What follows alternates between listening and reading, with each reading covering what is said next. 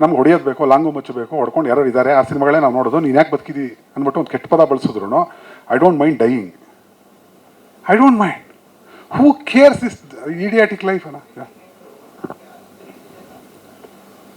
Spirit ಮನೇಲಿ ಇಟ್ಟು ಬಂದೆ ಅಣ್ಣ, ಸಂಜೆ ಹೋಗಿ ಹಾಕೋತೀನಿ ಅಣ್ಣ. ಇದೆ ಅಣ್ಣ. ಅಣ್ಣ ಮಂಜುನಾಥದಲ್ಲಿ ಇಷ್ಟು ಮಾತಾಡಿ ನಿಮ್ಗೆ ಒಂದು ಸಖತ್ತಾಗಿರೋದು ಹೇಳ್ತೀನಿ.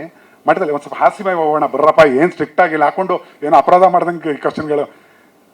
ಏನು ನನಗೆ ಯಾವ ಪಾಪ ಪ್ರಜ್ಞೆನೂ ಇಲ್ಲ.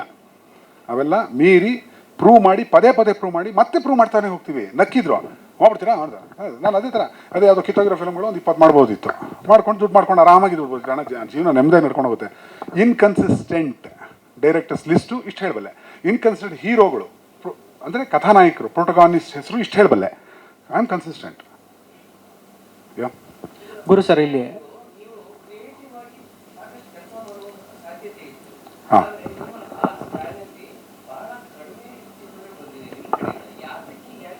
ಒಳ್ಳೆ ಪ್ರಶ್ನೆ. ನಮ್ಮ ತಂದೆಯ ಹೆಸರು ರಾಮಚಂದ್ರ, ರಾಜ್ಕುಮಾರ್ ಅಲ್ಲ.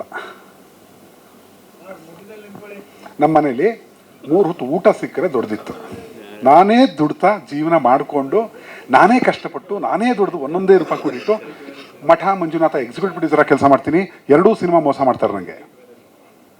You can all enjoy. 3, 4, 5 3 film co production ಮಾಡ್ತೀನಿ, ಪೇಮೆಂಟ್ ಇಲ್ಲದೆ. ಆ ಪಾರ್ಟ್ ಯಾಕೆ ಅಂದರೆ ನನಗೆ 1947 ಭಾರತಕ್ಕೆ ಸ್ವಾತಂತ್ರ್ಯ ಬಂದರೆ ಒಬ್ಬ ನಿರ್ದೇಶಕನಿಗೆ, ಕ್ರಿಯಾಶೀಲ ನಿರ್ದೇಶಕನಿಗೆ, ಬರಹಗಾರನಿಗೆ ಸ್ವಾತಂತ್ರ್ಯ ಬರೋದು ಯಾವತ್ತೋ ಅವನ ಫಿಲಮ್ ಅವನೇ ಪ್ರೊಡ್ಯೂಸ್ ಮಾಡ್ಕೊಂಡಾಗ.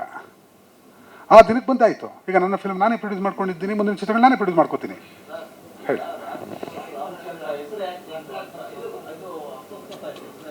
ಹಾಂ,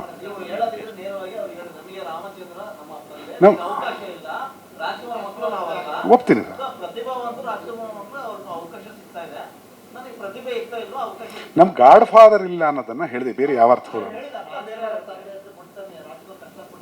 ಬಂದಿದ್ದಾರೆ. ಹೌದು, ರಾಜ್ಕುಮಾರ್ ವಿರೋಧ ನಾನು ಅಲ್ಲ ಸರ್. ಅಂದರೆ ನನಗೆ ಅಲ್ಲ ಇರಲಿ ನೋ ಇಶ್ಯೂ. ನಮ್ಮ ಚಿತ್ರರಂಗ ನಮ್ಮ ಮನೇಲಿ ಸಿನಿಮಾನೇ ತೋರಿಸ್ತಿರ್ಲಿಲ್ಲ. ಚಿತ್ರೋದ್ಯಮಕ್ಕೆ ಅಂದರೆ ಚಿತ್ರರಂಗಕ್ಕೆ ಬರಬೇಕು. Right sir thank you. ಚಿತ್ರರಂಗಕ್ಕೆ ಬಂದಾಗ ನಮ್ಗೆ ಯಾವ ಬೆನ್ನೆಲುಬಿಲ್ಲದೆ ನಾವೇ ಮಾಡ್ಕೋಬೇಕಾಯ್ತು. ಹಾಗಾಗಿ ನಿಧಾನಕ್ಕಿರುತ್ತೆ ಟ್ರಾವೆಲ್ಲು. ಅಂದರೆ ಬರ್ತೀನಿ ದುಡ್ಡಿದೆ ಮಾಡ್ಬಿಡ್ತೀವಿ, ಇನ್ನೂ ಹಾಗಲ್ಲ.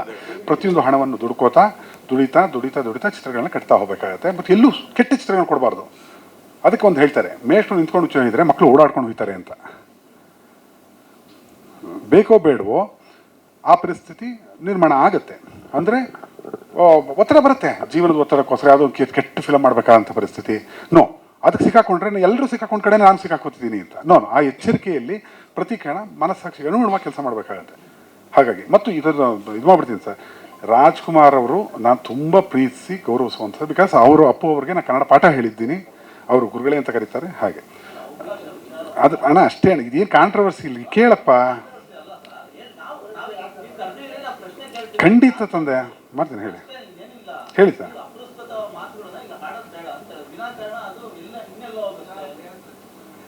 ಆ ಥರದ್ದೇನು ಅರ್ಥ ಬರಲಿಲ್ಲ ಅನ್ಕೋತೀನಿ. ಓಕೆ, ಆ ಥರ ಇದ್ರೆ ಕ್ಷಮೆ ಇರಲಿ. ಇಲ್ಲ ರಾಜ್ಕುಮಾರ್ ಅವ್ರಿಗೇನೋ ಅವಮಾನ ಮಾಡಬೇಕು ಅನ್ನೋ ನಾನು ಯಾರು ಸರ್? ನನಗೇನು ಅಲ್ಲ. ಒಂದು ನಮಗೆ ಯಾವ ಗಾಡ್ ಫಾದರಿ ಬೆನ್ನೆಲುಬು ಇರಲಿಲ್ಲ ನಮಗೆ, ಟು ಬಿ ಆನೆಸ್ಟ್. ಅಂದರೆ ಮೊದಲ ಸಿನಿಮಾ ಮಠ ಬರಲಿಕ್ಕೆ ತನಕ ನಮ್ಮದೇ ಆದ ಶ್ರಮಗಳಲ್ಲೇ ಬಂದಿರ್ತೀವಿ ಅಂತ ಹೇಳಿ ಅದನ್ನು ಹೇಳಕ್ಕೆ ಹೊರಟೆ ಹೊರತು ಬೇರೆ ಯಾವ ಅರ್ಥವೂ ಅಲ್ಲ. ಕ್ಷಮೆ ಇರಲಿ. ಎಸ್, ಹೌದು, ಇವತ್ತಿಗೂ ಅದೇ. ಹೌದು, ಸಾಧ್ಯನೇ ಇಲ್ಲ ಅಣ್ಣ. ಪರ್ಸೆಂಟೇಜ್ ನೀವು ಹಾಗೆ ನೋಡೋದಾದ್ರೆ ನಾನು ತಂದಿಲ್ಲ. ಇದು ಪ್ರತಿ ವರ್ಷ ಬರ್ತಿರೋ ಚಿತ್ರಗಳ ಸಂಖ್ಯೆ, ನಾನು ಅದನ್ನು ಜೋಕ್ ಮಾಡ್ತೀನಿ. ಮಾಡ್ಬೋದಾ ಜೋಕು? ಸೀರಿಯಸ್ ಆಗೋಣ. ಓಕೆ, ಸಿನಿಮಾ ನಾನು ಕೇಳಿರುವಂತಹ ಈ ನನ್ನ 26 ವರ್ಷಗಳ ಇದರಲ್ಲಿ ನಂಗೆ ಸಿಗ್ತಾರೆ, ಸರ್ ಸಿನಿಮಾ ಜೂಜು ಸರ್ ಅಂತ. ಯಾಕ್ರೆ ಹಿಂಗಂತೀರಿ? ಒಳ್ಳೆ ಕಂಟೆಂಟ್ ಇಟ್ಕೊಂಡು, ಒಳ್ಳೆ ನಿರ್ದೇಶಕರ ಟೀಮ್ ಇಟ್ಕೊಂಡು, ಒಳ್ಳೆ ಕಲಾವಿದರು ಇಟ್ಕೊಂಡ್ರೆ ಒಳ್ಳೆ ರಿಸಲ್ಟ್ ಎತ್ಕೊಂಡ್ಬರ್ತೀವಿ. ಅದನ್ನು ಪದೇ ನೋಡುವಂಥ ಸಿನಿಮಾ ಆಗುತ್ತೆ. ಮಾಡೇಬೋದು, ನಾವೆಲ್ಲ ಹಾಗೆ ಮಾಡ್ಕೊಂಡು ಬಂದಿರೋದು. ನೀವು ಒಂದು ಜೂಜು ಅಂತ ಯಾಕಂತೀರಿ ಅಂತ. ಇಲ್ಲ ಸರ್, ನಮ್ಗೆ ಅನ್ಸ್ಬಿಟ್ಟಿದೆ ಸರ್, ಒಂದು ಸಿನಿಮಾ ಮಾಡೋದು ಅದೃಷ್ಟ ಇದ್ದರೆ, ದೇವ್ರ ದಯ ಇದ್ದರೆ ಅದು ಹಿಟ್ಟಾಗುತ್ತೆ, ಬದುಕ್ಬಿಡ್ತೀವಿ ಸರ್. ಇಲ್ಲ ನೀವು ಬಹುಶಃ ಜೂಜು ಅಂತ ಯಾಕೆ ನಿಮ್ಮ ತಲೆಯಲ್ಲಿ ಕೂತಿದ್ದೀವಿ ಅಂದರೆ ಚೇಂಬರು ರೇಸ್ ಕೋರ್ಸ್ ಪಕ್ಕದಲ್ಲಿದೆ ಅಂತ.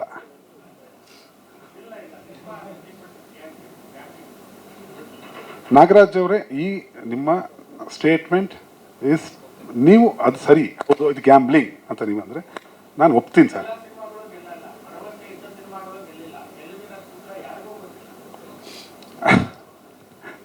ಸರಿ ಸರ್, ಸರಿ ಸರ್.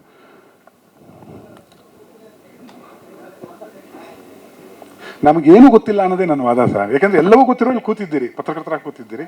ನನಗೇನು ಗೊತ್ತಿಲ್ಲ ಸರ್. ನಂದು ಇದು 5ನೇದು.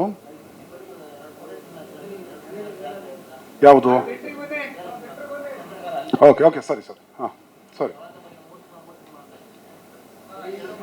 ಹೌದು ಹೌದು. ಹಾಂ, ಹೇಳ ಖಂಡಿತ ಹೇಳ್ತೀನಿ. ಸಾಧ್ಯವೇ ಇಲ್ಲ. ಇಲ್ಲ ಅನಿಸುತ್ತೆ ನಿಮಗೆ, ಅದನ್ನು ಅನಲೈಸ್ ಮಾಡಿ ಅದಕ್ಕೆ ಕಾರಣ ಹೇಳ್ತೀನಿ. ಅದು ವೇದಿಕೆ ಇದಲ್ಲ, ಆದರೂ ಹೇಳ್ಬಿಡ್ತೀನಿ, ಕೇಳಿದ್ದಕ್ಕೆ ಹೇಳ್ತೀನಿ.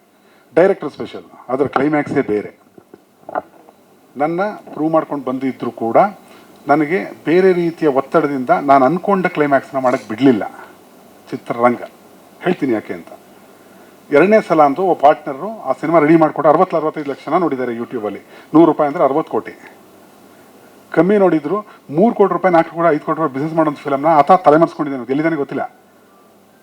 ಆ ಸಿನಿಮಾನ ನನ್ನ ಪಾರ್ಟ್ನರ್ ಹಂಗೆ ಪೇಮೆಂಟು ಇಲ್ಲದೆ ಓಡೋಗ್ಬಿಟ್ಟ. ಆ 6 ವರ್ಷ 5 ವರ್ಷದ 6 ಕೋಟಿ ಮೋಸ ಆಗಿರೋದು ನನಗೆ ಅವನಿಂದ. ಬಂದಿದ್ದಾನೆ ಒಬ್ಬ ಚಿತ್ರದ ಮೇಲೆ ವಿಶೇಷವಾದ ಏನೋ ಮಾಡ್ತಾನೆ, ಲೋ ಬಜೆಟ್ ಮಾಡ್ತಾನೆ, ಪ್ರೊಡ್ಯೂಸರ್ ಸೇಫ್ ಗಾರ್ಡ್ ಮಾಡ್ತಾನೆ ಅಂತಂದನ್ನ ಈ ಥರ ಟ್ರೀಟ್ಮೆಂಟ್ ಕೊಟ್ಟು ಅವ್ನು ಹಿಂಸೆ ಕೊಟ್ಟರು ಕೂಡ ಆಯಿತು ನೀವೇನೇನು ಮಾಡ್ತೀರೋ ಮಾಡ್ರಪ್ಪ, ನಾನು ಬರ್ತೀನಿ ಒಂದಿನ ಪ್ರೊಡ್ಯೂಸರ್ಗೆ ನಿಂತ್ಕೋತೀನಿ, ಒಂದಿನ ತೋರಿಸ್ತೀನಿ ಅಂತ ಹೇಳ್ತಾನೆ ಒಬ್ಬ ಹತಾಶ ಪ್ರೇಕ್ಷಕ. ಅಂದರೆ I am doing it honestly. ಹೀಗೆ ಅಂದರೆ ಡೈರೆಕ್ಟರ್ ಸ್ಪೆಷಲ್ ಕೆಟ್ಟ ಚಿತ್ರ ಅಲ್ಲ, 2ನೇ ಸಲ ಕೆಟ್ಟ ಚಿತ್ರ ಅಲ್ಲ. ಕೆಟ್ಟ ಚಿತ್ರ ಆಗಿದ್ರೆ ಹೇಳ್ಬೇಕು ಸರ್, ಅದು ದರಿದ್ರವಾಗಿತ್ತಯಾ ಅಂತ. 2ನೇ ಸಲ ಮೆಚ್ಚಿದ್ರು ಎಷ್ಟೋ ಜನ. ಥಿಯೇಟ್ರಲ್ಲಿ ಅದನ್ನು ಶೋಗಳಿಲ್ಲದೆ ಇರೋ ಮಾಡಾಕ್ಬಿಟ್ಟ ಅವನು, ಬೇಕಾದ್ರೆ ಅವನು ಡಿಸ್ಟ್ರಿಬ್ಯೂಷನ್ ಬರಲ್ಲ. ಡೈರೆಕ್ಟರ್ ಸ್ಪೆಷಲ್ಲು ಕ್ಲೈಮ್ಯಾಕ್ಸು ಬೇರೆನೇ ಇತ್ತು. ಅದು ಕಾರಣ ಯಾರು? ಆ ಹೆಸರು ವೇದಿಕೆ ಅಲ್ಲ. ಇದು ನಾನು ಇನ್ನೊಮ್ಮೆ ತಗೋತೀನಿ, ಅದನ್ನು ಖಂಡಿತ ಮಾತಾಡ್ತೀನಿ. ಅವೆರಡನ್ನೂ ಫಿಲಮ್ಗಳದು. ಯಾಕೆ ನನ್ನ ಒಬ್ಬ ಹತಾಶ ಪ್ರೇಕ್ಷಕ ಬಂದು ಇವತ್ತು ಪ್ರೊಡ್ಯೂಸರ್ ಆಗಿದ್ದೀರಿ, ನಿರ್ದೇಶಕರಾಗಿದ್ದೀರಿ. ಯಾಕೆ ಅಂದರೆ ಎಲ್ಲ ಸಂಸ್ಥೆ, ಪ್ರೊಡಕ್ಷನ್ ಸಂಸ್ಥೆಯಲ್ಲಿ ದುಡ್ಡಿದೆ ಸರ್. ಎಲ್ಲ ಪ್ರೊಡಕ್ಷನ್ ಸಂಸ್ಥೆಯಲ್ಲಿ ಒಬ್ಬ ಒಳ್ಳೆ ಡೈರೆಕ್ಟ್ರು ಅಂತ ಅನ್ಸ್ಕೊಳ್ಳೋನು ಸಿಗೋದು ಕಷ್ಟ. ಒಪ್ತಿರೋ ಏನೋ ಗೊತ್ತಿಲ್ಲ. ನೀನು ಒಳ್ಳೆ ಡೈರೆಕ್ಟರ್, ನಾನು ಒಳ್ಳೆ ಡೈರೆಕ್ಟರ್, ಹತಾಶ ಪ್ರೇಕ್ಷಕ. ಆದರೆ ನನ್ನ ಸಂಸ್ಥೆಯಲ್ಲಿ ಹಣ ಇಲ್ಲದೆ ಇರ್ಬೋದು, ಹಣ ಇದೆ ಅಂದರೆ ಬರ್ತಾ ಇದೆ, ಬರಬೇಕಾದ ಬರುತ್ತೆ. ಇದು ನನ್ನ ಪ್ರೊಡಕ್ಷನ್ ಸಂಸ್ಥೆಯಲ್ಲಿ ಒಬ್ಬ ಒಳ್ಳೆಯ ರೈಟರ್ ಇದ್ದಾನೆ ಸರ್, ನನ್ನ ಹತ್ರ ಒಬ್ಬ ಒಳ್ಳೆಯ ನಿರ್ದೇಶಕ ಇದ್ದಾನೆ ಅಂತ ಅಂದ್ಕೊಂಡಿದ್ದೀನಿ ಸರ್. ಹಾಂ ಸರ್. ಏನು ಪ್ರಚಾರವನ್ನು ಅಂದರೆ ಸಿನಿಮಾ ಏನಾಗಿದೆ ಅಂತಂದರೆ, ಸಾಂಗ್ಗಳು ನೋಡಿದಂದ್ರೆ 5 ಲಕ್ಷ 6 ಲಕ್ಷ 8 ಲಕ್ಷ ತನಕ ಹೋಗಿದೆ ಫಸ್ಟ್ ಸಾಂಗು ಅಂತೇನೋ ಹೇಳಿದ್ರು. 7 ಲಕ್ಷ ಚಿಲ್ಲರೆನೋ ಏನೋ ಇರಬೇಕದು. ಇಲ್ಲ ಆರ್ಗ್ಯಾನಿಕ್ ಅಣ್ಣ, ಇಲ್ಲ 1 ರೂಪಾಯಿ ಹಾಕಿಲ್ಲ, ವಿಖ್ಯಾತ ಕೈಲಿ ಹಾಕ್ಸಿಲ್ಲ ನಾನು, ಆರ್ಗ್ಯಾನಿಕ್ ಅಲ್ಲ. It's okay, no issues. Manjunath ನೋಡಿದರೆ ಇದನ್ನು ನೋಡ್ತಾರೆ, ಇದೇ ಮಾಡ್ತಾರೆ.